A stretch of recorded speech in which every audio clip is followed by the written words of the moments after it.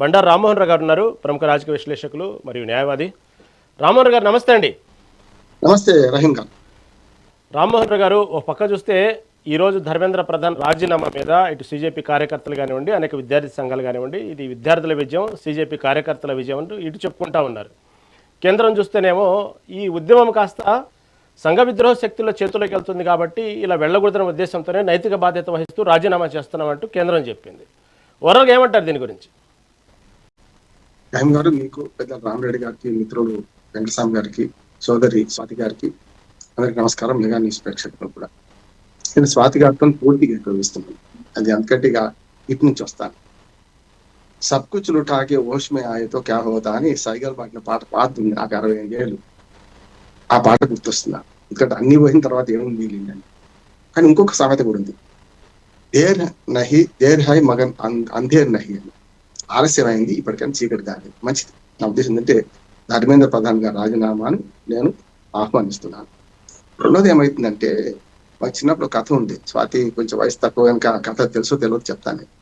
ఒక రాజుగారు దేవతా వస్త్రాలు ధరిద్దామని చెప్పి ఒక మాంత్రికుడు తీసుకుండట. వాడు ఏం చేసి నగ్నంగా ఉంచేసి దేవతా వస్త్రాలు ఇవేపో పసలు కూర్చుండి అయిపోయింది. పాపం బట్టలు అడిగితే రాజుగారు మాంత్రికుడు మరి ఏం కథ అని, బాగానే ఉన్నాయి దేవతా వస్త్రాలు బాగున్నాయా అన్నమాట. రాజాస్థానంలోకి వచ్చాడు. మంత్రులు వీళ్ళందరూ కూడా రాజు దుర్మార్గుడు మరి ఏం చేస్తారని చెప్పి దేవతా వస్త్రాలు బ్రహ్మాండంగా ఉన్నాయి అని ఇంకా నమ్మకం పెరిగింది. పెరిగి ఏనుగు అంబారెక్కి రోడ్ల మీద మనకు బజార్లో అంతప్పు తిరగడం మొదలుపెట్టింది. అందరూ భయంతో ఏం మనిషి అని చెప్తలేదు. కానీ ఒక చిన్న పిల్లాడు రాజుగారికి బట్టలు లేవచ్చు అన్నమాట. అప్పుడు అందరూ కళ్ళు తెరిచి బట్టలు లేవని అన్నమాట. ఆ చిన్న పిల్లలు చేసిన పని ఇప్పుడు స్వాతి పోయి కానీ లేకపోతే కాంగ్రెస్ జనతా పార్టీ చేసినారు. రాజుగారికి బట్టలు లేవని చెప్పేసి, చెప్పిన తర్వాత బట్టలు మళ్ళీ కట్టుకుంటే లాభం లేదు. అది ఆల్రెడీ పరువు పోయింది పరువు అంటే ఇక్కడ పరువు పోయింది. ఎందుకు నేను చెప్తాను సార్, నేను మొత్తం చెప్తాను. ఇలా తిలా పాపని తలా పెడకడని బీజేపీ ఏం చేసింది, కాంగ్రెస్ ఏం చేసింది, న్యాయ వ్యవస్థ దుర్మార్గమైన న్యాయ వ్యవస్థ ఏం చేసింది, రెచ్చగొట్టింది వాళ్ళు కదా న్యాయ వ్యవస్థ. వాళ్ళు ఏం చేసారు, చివరికి బలైంది పిల్లలకి. తప్పుడు చెప్తాను, నేను స్పష్టంగా చెప్తున్నాను, సమస్య లేదు.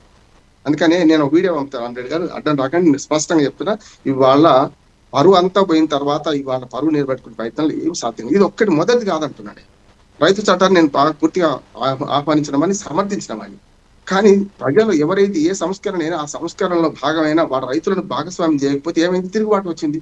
రైతు చట్టాలను ప్రయత్నం చేసినామండి. కానీ ఏమైంది, చివరికి వెనక్కిపోయినా లేదా. అదొక్కటే కాదు, యూపీపీఎస్సీని కాదని కొందరు సెక్రటరీస్ లెవెల్లో ఇదే మోడీ ప్రభుత్వం ఏం చేసిందంటే దొడ్డిదాన్ని తీసుకొచ్చే ప్రయత్నం చేస్తే చిరాగ్ పాస్వాన్ దాన్ని వ్యతిరేకిస్తే నెల తర్వాత దాన్ని వెనక్కి తీసుకున్నాడు. ఉపాయంగా దాని పెద్దగా ప్రచారం పొందలే. తర్వాత సోషల్ జస్టిస్ అనే పేరు మీద ఏదైతే మనకు మన పెద్ద స్థాయిలో ఉద్యోగులు నియమించే క్రమంలో చేస్తే అగ్రవర్ణాలు, బీజేపీలోని అగ్రవర్ణాలని వ్యతిరేకిస్తే దాన్ని అది వెనక్కి తీసుకున్న సందర్భం చూస్తాం మనం. చిన్న అది మనకు తెలుస్తలేదు. అంటే చాలా మంది తెలిసిన విషయం చెప్తాను. ప్రజ్ఞా సింగ్ గాంధీ గాడ్సే గురించి మాట్లాడుతూ గాంధీ చెప్పిన గాడ్సే గొప్పవాడని పార్లమెంట్ సాక్షిగా మాట్లాడింది. ఏ గల్తీ హాయ్ అన్నట్టు. అదే సార్ నేను చెప్తున్నా కదా, మీరు ఏమంటారు అంటే చేతులు కన్నా ఆకులు పట్టుకుంటారని చెప్తాను. నేను ఏమంటున్నా సార్, నేను ఏమంటున్నా అంటే ఎప్పుడు చేయాల్సిన పని అప్పుడు చేయాలి సార్. సందర్భం లేకుండా ఎప్పుడు చేయాల్సిన పని అప్పుడు చెప్పి ఇదే వస్తుంది అంటున్నాను. అందుకని ఏమన్నా మీరు కరెక్ట్ చెప్పింది, అదే చెప్తున్నాను నేను. ప్రజ్ఞా సింగ్ అంటే తప్పు జరిగింది, ఇది క్షమించరా నేరం అన్నాడు అని ఏం చేసిండు మోడీ గారు వచ్చి, మీరు అన్న వచ్చే ఎన్నిక దాకా ఆగి తీసి.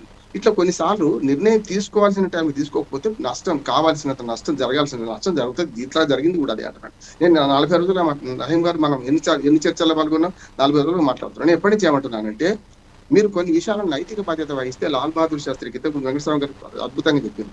లాల్ బహదూర్ శాస్త్రికి మంచి గౌరవం దక్కేది అంటున్నాను. కానీ ఏమైంది, నాంచి చివరికి ఇప్పుడు వాళ్ళ డిమాండ్ కింది దిగి వచ్చిందా లేదంట. పైన కూర్చున్నాం. ఏమంటున్నానంటే, మోడీ గారు మంచి మనస్తత్వం ఉన్నా కూడా తాను మొండివాడు. అంటే సీత ఎవరు చెప్పినా వినడు అని వల్ల వస్తున్న సమస్య అంటున్నాడు. ఇప్పుడు సమస్య మీరు గ్యాప్ చాలా ఉంది, కింది స్థాయికి పై స్థాయికి చాలా గ్యాప్ ఉందండి. ఆ గ్యాప్ ని పూడ్చుకోకపోవడం వల్ల సోషల్ మీడియాలో అడ్డగోలు మాట్లాడింది కదా. నేను 2 విషయాలు అడుగుతున్నా. ఈ ప్రభుత్వం ఇప్పుడు దిగి వచ్చింది మంచిది అంటున్నాను. కానీ అసలు సమస్య అట్లాగే ఉంది. స్వాతంత్రం వచ్చనని సవలే చేసి సంబరపడగానే సరిపోదోయి సాధించిన దానికి అంటే శ్రీశ్రీ గారు వెలుగు నిలసిన 60 ఏళ్ళు రాసిండు. ఏమంటున్నాను, అది ఏ ఉద్యమం అన్నా కానీ ఇప్పుడు